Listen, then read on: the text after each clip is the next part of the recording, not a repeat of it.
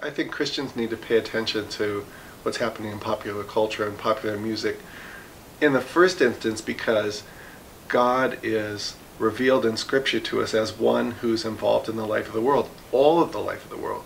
And so if we have a God like that, as the Psalms say, God's the creator of the heavens and the earth, the seas and all that is in them. So if God's the creative force behind everything, it's hard for me to see how we can demarcate off parts of what God has made that we shouldn't pay attention to. So I think there's a impetus from Scripture itself, from the God we meet in Scripture, to pay attention to what's happening in popular culture. And I think that it makes sense as well when we think about John's Gospel saying the Spirit blows where it will. We don't necessarily know if something that's happening in popular culture is going to be something that's a really powerful new movement and speak a voice the church needs to hear. And so that motivates me.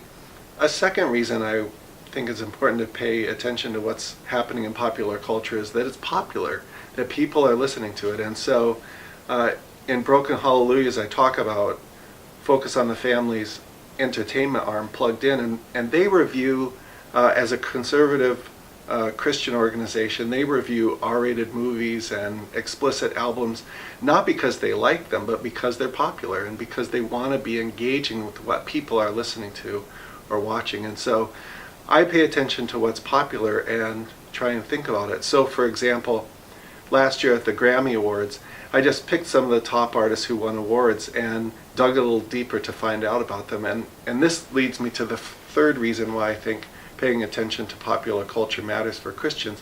You actually might discover that God is powerfully at work in surprising ways in pop culture and pop music. So one of the bands playing at the Grammy Awards, they didn't win unfortunately, but they had a good performance with Bob Dylan, was Mumford & Sons. And I dug a little bit further trying to understand what's happening with this popular new British folk band. And it turns out that the lead singer, Marcus Mumford, is the son of the Vineyard Church leaders in the UK and grew up in the church and infuses the lyrics of the band with scripture and quotes from great literature, Shakespeare and John Steinbeck. So in engaging pop culture, engaging what you might call worldly music, you all of a sudden trip and find yourself face to face with this surprising presence of Scripture and presence of God's power and purpose. And so I think engaging the popular music that's out there, the popular culture that's out there, helps me be open always to the question, well, what is God doing? And it opens up my imagination about how and where I can join in the merciful work that God's up to in the world.